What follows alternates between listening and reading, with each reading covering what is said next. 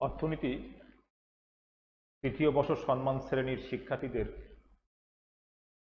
আজকের ক্লাসে পরিসংখ্যান অর্থনীতির জন্য পরিসংখ্যান ক্লাসে স্বাগতম।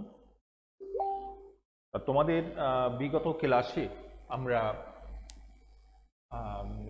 আমরা আলোচনা করেছিলাম যে পরিমিত বিন্যাস কি, পরিমিত বিন্যাসের বৈশিষ্ট্য, ব্যবহার, পরিমিত বিন্যাসের কিছু বৈশিষ্ট্যের প্রমাণ, এগুলো নিয়ে আমরা আলোচনা করেছি।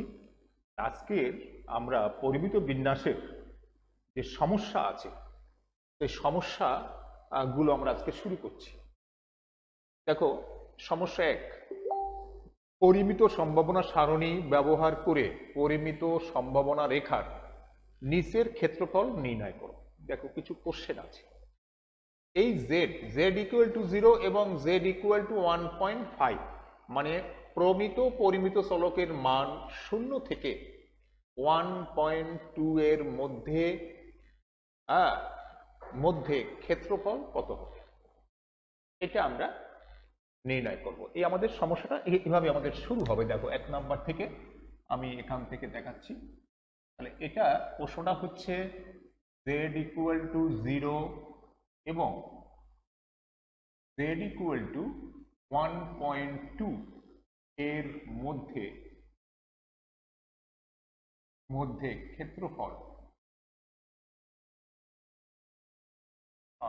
ক্ষেত্রফল হবে নিম্নরূপ। এভাবে তোমরা লিখবা, ক্ষেত্রফল হবে নিম্নরূপ। এটাকে আমরা লিখবো যে probability of 0 less than equal to z less than equal to 1.2, অর্থাৎ প্রমিত পরিমিত চলকের মান 0 থেকে 1.2 এর মধ্যে। এটা দেখো, আমরা যদি চিত্রের মাধ্যমে এই অঙ্কগুলো করার অভ্যাস করি তাহলে আমাদের বুঝতে খুব সুবিধা হবে।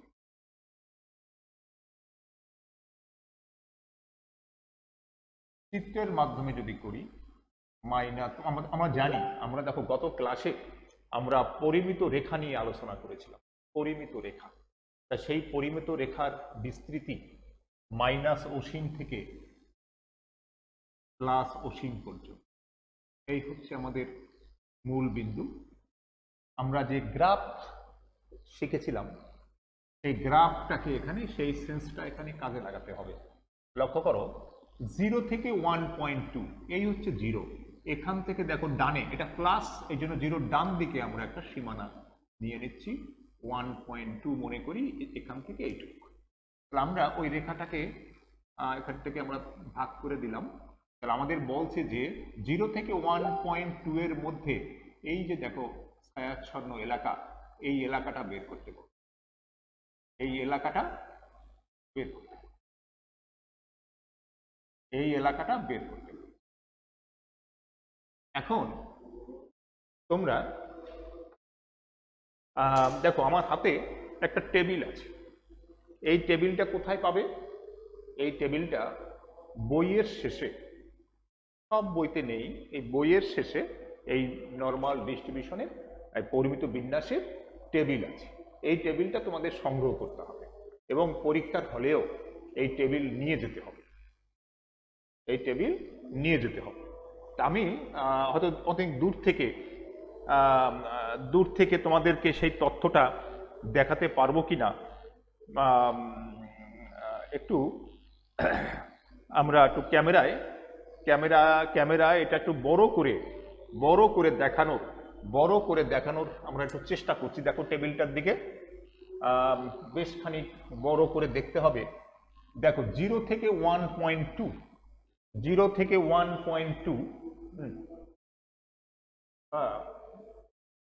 1.2 তোমরা লক্ষ্য করো। দেখো, এই হচ্ছে, দেখো এখানে দেখো পরিমিত রেখাটা আঁকা আছে। এই যে আমার কাগজ শীটটা যে রয়েছে, এখানে পরিমিত রেখাটা একটু পরিমিত রেখাটা দেখো, আমি এখানে থেকে দেখাচ্ছি। দেখো, এখানে জেড থেকে দেখো নিচের দিকে 0.00, 0.1, 0.2, 0.3, 0.4 এরকম দেখো করতে করতে এখানে 3.9 পর্যন্ত আছে কলাম আকারে। সারিতে দেখো উপরে বর্ডারে 0.00, 0.01, 0.02, 0.03, 0.04 এইগুলো আমাদের কাউন্ট করতে হবে।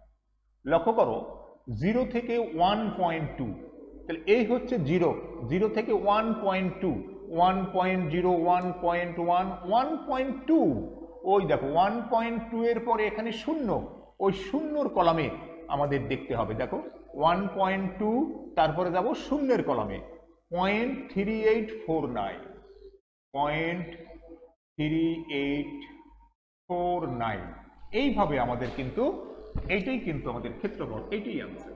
দেখো খুব সুন্দর একটা জিনিস, আমাদের এই টেবিলটা বুঝতে হবে, এই টেবিলটা আমাদের পরীক্ষার হলেও নিয়ে যেতে হবে। এখন দেখো নেক্সট অঙ্ক 2 নাম্বার, 2 নাম্বারের দিকে তাকাও। এখানে বলেছে z ইকুয়াল টু -0.46 এবং বা এই এবং এর জায়গায় তুমি হতেও লিখতে পারো, হতে z সমান সমান 2.21 এর মধ্যে ক্ষেত্রফল, এর মধ্যে ক্ষেত্রফল,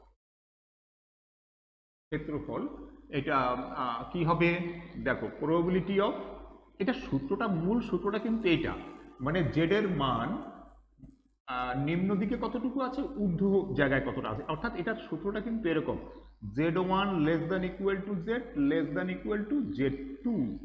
এখন দেখো এই অঙ্কে z1 এর মান দেওয়া আছে 0.46 less than equal two z less than equal two 2.21। এই যে দেখো এই অঙ্কটা তখনই আমরা পারবো যদি আমরা চিত্রটা আঁকি, যদি আমরা চিত্রটা আঁকি, চিত্রটা আঁকি।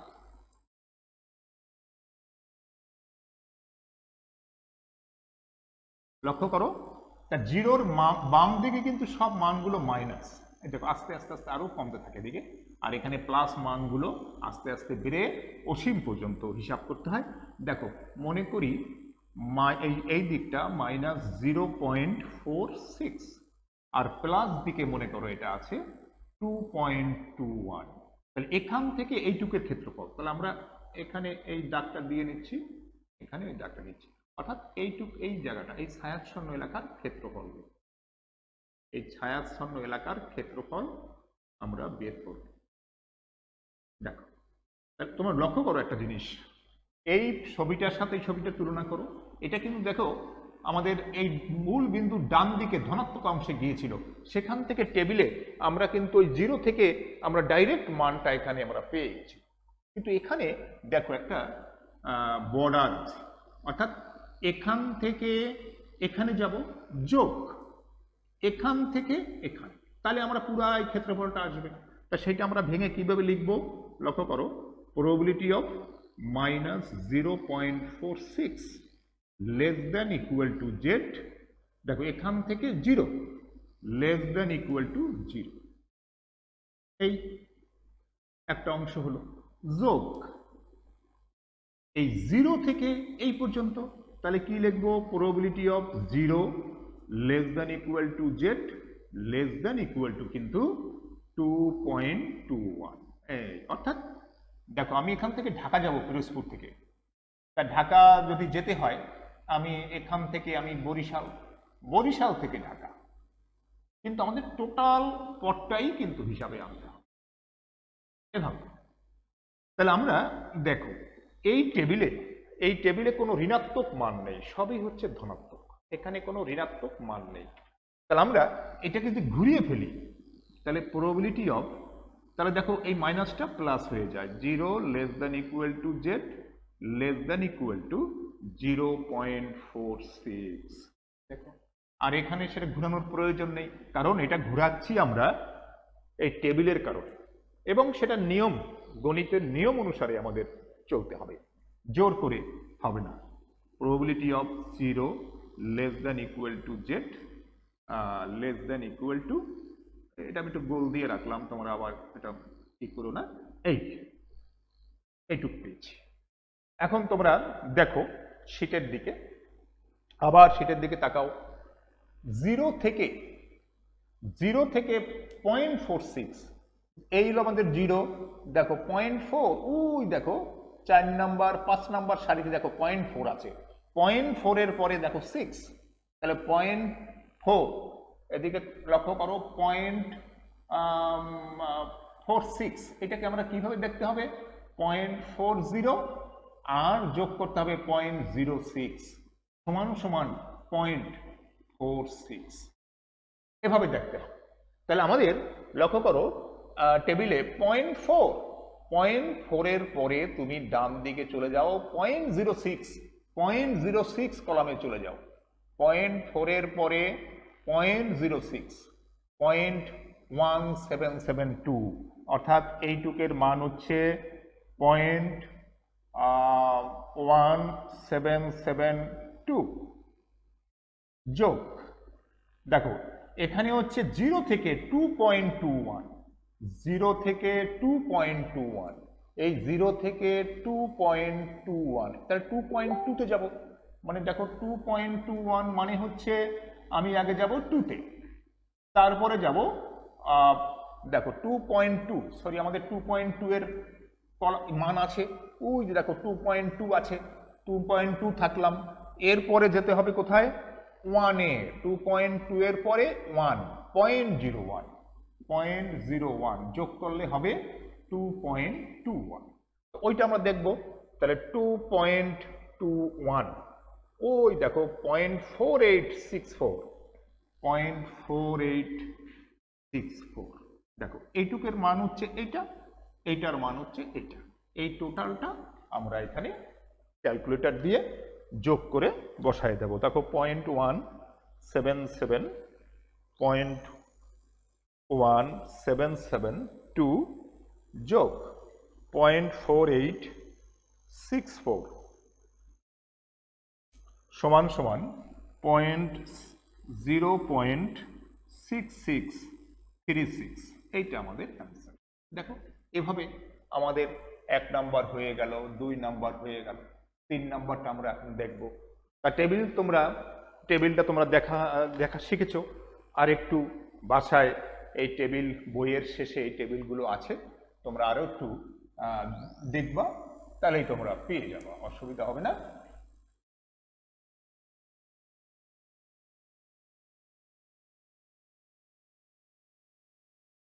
তিন নাম্বার হচ্ছে দেখো z ইকুয়াল টু 0.81 এবং z ইকুয়াল টু 1.94 এর মধ্যে ক্ষেত্রফল কি হবে? ওই দেখো probability of 0.81 less than equal to z less than equal to 1.94। আমরা কিন্তু যদি হঠাৎ করে টেবিল থেকে মান আমরা পাবো না, আমাদের কি করতে হবে? ওই পরিমিত রেখা মানে চিত্রটা আঁকতে হবে। চিত্র আঁকলে দেখবা তুমি সুন্দর সমাধান পেয়ে যাবে।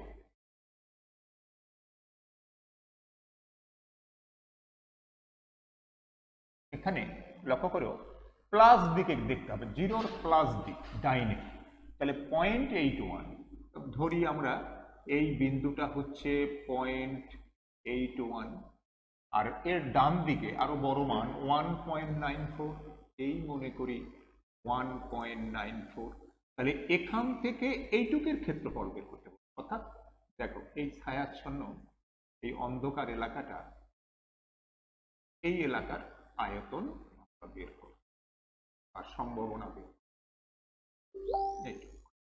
এইটুকের ক্ষেত্রফল আমরা বের।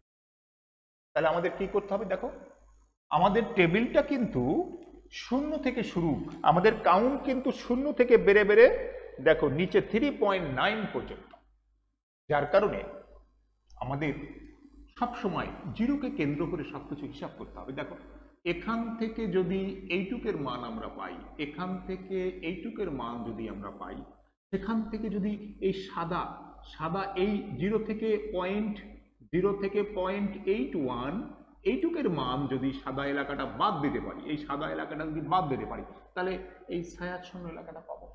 সেই হিসাব করে লক্ষ্য করো, তাহলে আমাদের 0 থেকে 1.94 ওখানে যখন যাচ্ছি, তাহলে probability of 0 less than equal to z less than equal to 1.94, অর্থাৎ এখান থেকে এইটুক মানে এই সাদা এবং এই কালো এলাকা সবটার ক্ষেত্রফলই কিন্তু এই, এখান থেকে বাদ দিচ্ছি আমি এই সাদাটা, তাহলে কি হবে minus probability of 0 less than equal to z less than equal to 0.81।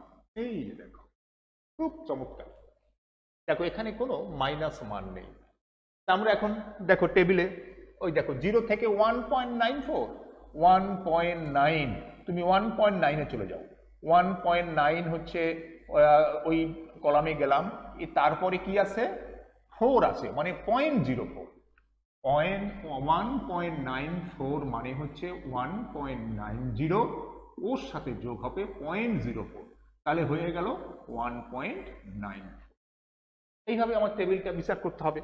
তাহলে 1.94 এর কলামে যাচ্ছি, দেখো 4 এর কলামে যে দেখলাম 0.4738 0.4738 এইটুকের মাইনাস, এই মাইনাসটা দেখো এই 0 থেকে 0.81 মানে কি 0.81 কে কেমনে বিচার করব 0.80 আর সাথে যোগ হবে 0.01, তাহলে দেখো 0.81 হয়ে যাবে। তাহলে আমার টেবিলটা এইভাবে দেখতে হবে, 0.80 তে গেলাম, দেখো 0.80, তারপরে যাব 01-এ, 01-এ যে পেলাম 0.2910 0.2910 হয়ে গেল। তাহলে এটা থেকে এটা বিয়োগ করলেই আমাদের অ্যান্সারটা হয়ে গেল। তাহলে কত হবে 0.4738 মাইনাস 0.2910 সমান হচ্ছে 0.1828, এই অ্যান্সার। তো প্রিয় শিক্ষার্থীরা, তোমাদের দেখো এই টেবিলটা তোমাদের সরাসরি দেখাতে পারছি না কাছাকাছি, যার কারণে আপাত দৃষ্টিতে একটু কঠিন মনে হতে পারে, কিন্তু তোমরা একটু বইটা খোলো, বইয়ের পিছনে টেবিলটা আনো আর এই ক্লাসটাকে খুব স্লোলি দেখো, দেখবো তুমি সব পেরে যাবে। দেখো এখানে আছে 3 নম্বর হয়ে গেল, 4 নম্বর, 4 নম্বর অঙ্কটা কি হবে,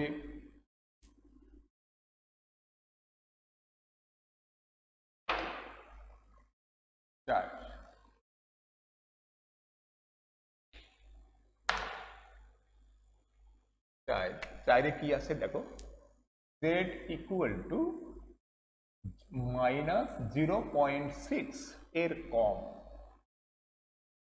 এর কম, অর্থাৎ সব অঙ্কগুলোই দেখো আমি এখানে যে কয়েকটা নির্দিষ্ট করে অঙ্ক রেখেছি, অর্থাৎ বিভিন্ন সময় বিভিন্ন ভাবে প্রশ্নটা করা হয়, যাতে তোমাদের প্রশ্নগুলো ভাষাটা একটু ভিন্নতর রাখা হয়েছে, যাতে তোমাদের বুঝতে সুবিধা হয় যদি কোনো রকম ব্যতিক্রমী কোনো ভাষা এই প্রশ্নে ব্যবহার করে।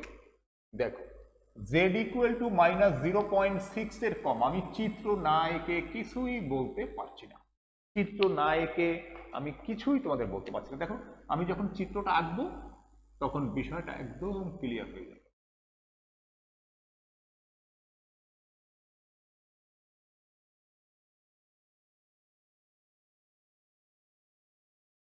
দেখো আমরা জানি মূলবিন্দুর বামে y অক্ষ বরাবর x অক্ষ বরাবর মানগুলো মাইনাস, তাহলে এই মনে করো তুমি -0.6 এই মূলবিন্দুর বামে, এই বিন্দুটার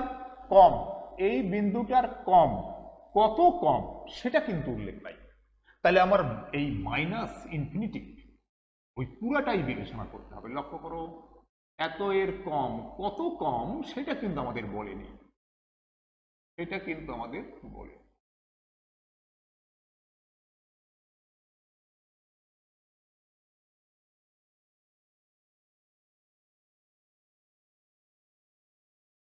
সেটা কিন্তু আমাকে বলেনি। -0.6। দেখো তাহলে আমাকে কি করতে হবে, এই যে মাইনাস ইনফিনিটি থেকে 0 পর্যন্তটা মান বের করতে হবে। সেখান থেকে আমার এই -0.6 থেকে 0 পর্যন্ত এই সাদা এলাকাটা বাদ দিলেই আমার এই ছায়াচ্ছন্ন এলাকার আয়তনটা আমরা পেয়ে যাব। দেখো যদি আমি এই পরিমিত রেখাটা না আঁকি, আমাদের একদম একটা অন্ধকারে আমাদের থাকতে হয়, আমরা পরিষ্কার বুঝি না। দেখো যেই চিত্রটা আঁকলাম আমাদের ব্যাখ্যাটা একদম পরিষ্কার হয়ে যাচ্ছে। দেখো তাহলে ওটা কি হবে, দেখো প্রবাবিলিটি অফ এই minus infinity less than equal to Z less than equal two, আমি কিন্তু 0 পর্যন্ত যাব, 0 পর্যন্ত গেলাম মানে এখান থেকে এইটুকু যাবো। এখান থেকে আমি যদি সাদাটা বাদ দিতে পারি, সাদা এলাকাটা বাদ দিতে পারি, তাহলে এই ছায়াচ্ছন্ন এলাকাটা পেয়ে যাব। তাহলে মাইনাস আসতেছে প্রবাবিলিটি অফ, দেখো -0.6 less than equal to Z less than equal to G. দেখো তাহলে মাইনাস মানের এই টেবিলে মাইনাস মানের কোনো মান নেই এই টেবিলে, এই জন্য পজিটিভ মানে ঘুরেই ফেলতে হবে, ঘুরেই ফেললেই এই মাইনাসটা প্লাস হয়ে যাবে। দেখো 0 less than equal to Z less than equal to infinity, এই যে এই মাইনাসটা এখানে লিখলাম, এটাকেও ঘোরাতে হবে। তাহলে ঘোরালে কি হবে, 0 less than equal to Z less than equal two 0 point. এই যে এখন দেখো 0 থেকে অসীম পর্যন্ত আমাদের সম্ভাবনাটা কত হবে লক্ষ্য করো। এই টেবিলে 0 থেকে লাস্ট মান হচ্ছে 3.9, এর পরে আর কোনো গবেষণাকৃত বা ক্যালকুলেটিভ কোনো মান আর আমাদের পরিসংখ্যানবিদরা রেখে যায়নি টেবিলে, যার কারণে অসীম পর্যন্ত মান আমরা 3.9 কে দেখতে হবে। তা 3.9 বরাবর আছে দেখো 0.500, 0.500, ওইটাই হচ্ছে আমাদের অসীম পর্যন্ত মান। তাহলে 0.500, তুমি শূন্য যে কটা লেখো তাতে কিছু আসে যায় না। তারপরে দেখো -0 থেকে 0.6, 0 থেকে 0.6, 0.6 মানে হচ্ছে লক্ষ্য করো 0.6 মানে 0.60, এই জিরোটা বিবেচনা করতে হবে। দেখো জিরোরও কিন্তু কলাম আছে, তার 0.6, তারপর জিরোর কলামে যাব 0.2257, 0.2257, এইটা আমাদের রেজাল্ট। 0.5 মাইনাস 0.2257 সমান হচ্ছে 0.2743, এইটা আনসার। এভাবে আমরা এই ক্ষেত্রফল আমরা বের করব।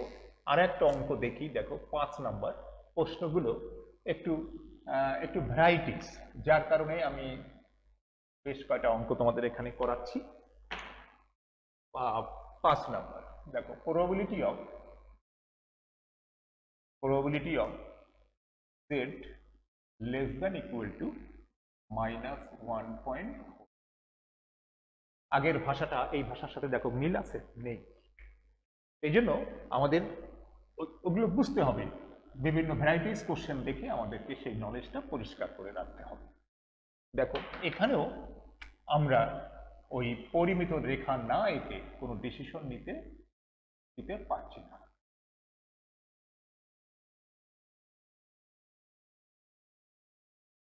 এখানে বিষয়টা বলছে কি, দেখো জেড এর মান -1.45 এর সমান, অথবা দেখো আমি যদি সমান এখানে চেপে ধরি, জেড এর মান এত থেকে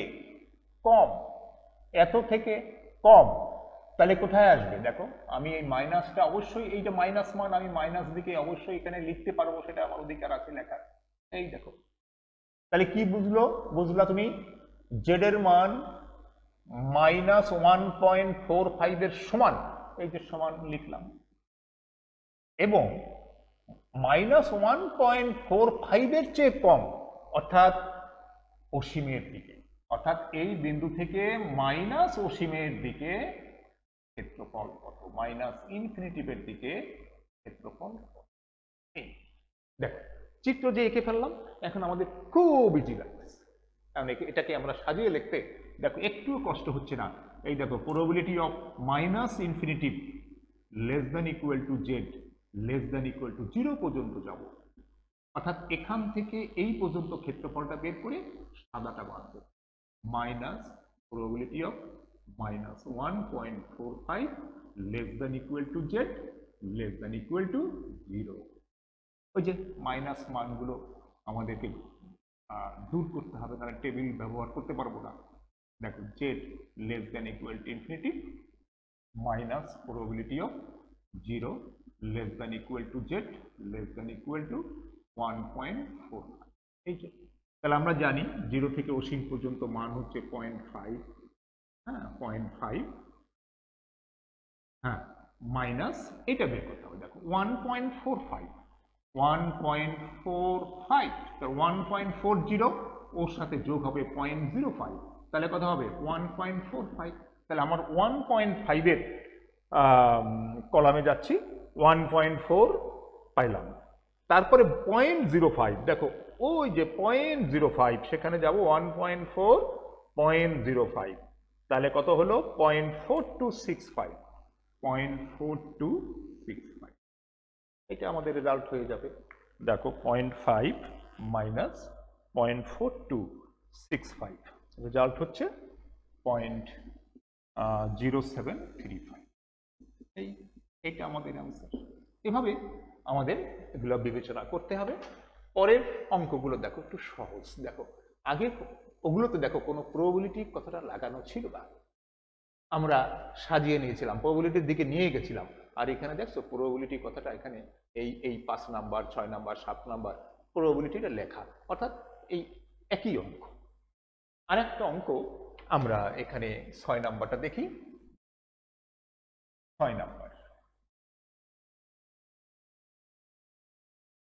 নাম্বারটা দেখি, এখানে কি লেখা আছে দেখো, probability of minus 1.47 less than equal to z less than equal to 2.5। তাহলে আমরা একটু চিত্রটা আঁকি।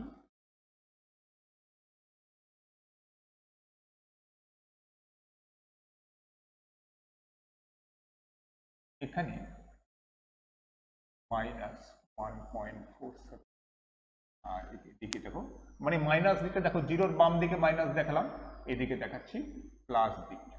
তাহলে আমাদের পুরা এটার ক্ষেত্রফল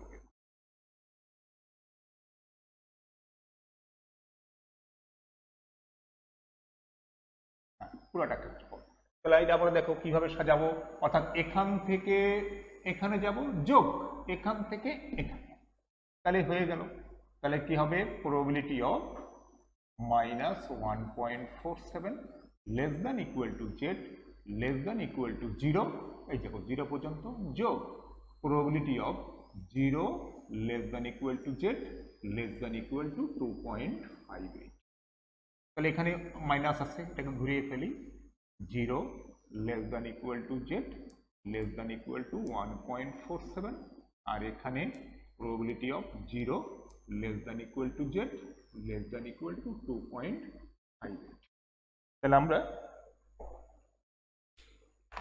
আমার টেবিল দেখি, দেখো 1.47, তাহলে 1.4 আর 0.07 এর কলামে যাব, 1.4 দেখো 0 কলামে যাব, 1.4 0 কলামে, 1.4 এর পরে 0.07 এর কলামে যাব, এখানে আছে হলো 0.4292 0.4292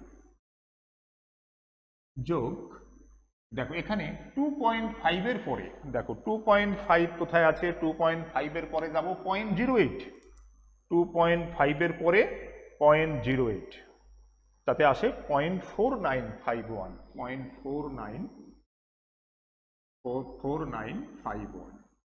এটার রেজাল্ট আমরা এখানে বসিয়ে দেব।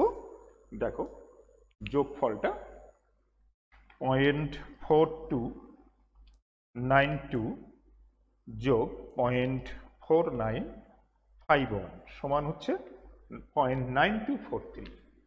0.9243, এইটা অ্যান্সার। এভাবে আমরা পরিমিত বিন্যাসের সমস্যার মধ্যে প্রথম দিক থেকেই আমরা এই ক্ষেত্রফলটা নির্ণয় করি। এরপর কিছু প্রশ্নমূলক মানে কিছু ব্যাখ্যামূলক প্রশ্ন আছে, সেগুলো আমাদের সলভ করতে হয়। তারপরে আমরা এই পরিমিত বিন্যাসের আমরা চ্যাপ্টারটাকে আমরা শেষ করতে সমর্থ হই। আগামী দিন তোমাদের আরো পরিমিত বিন্যাসের আরো কিছু সমস্যা নিয়ে আলোচনা করব। তোমরা বাসায় এগুলো লিখে একটু সবাই একটু ভালো করে দেখো, তাহলে তোমরা উপকৃত হতে পারবে। আজকের মতো এখানেই শেষ। তোমাদের সকলকে ধন্যবাদ।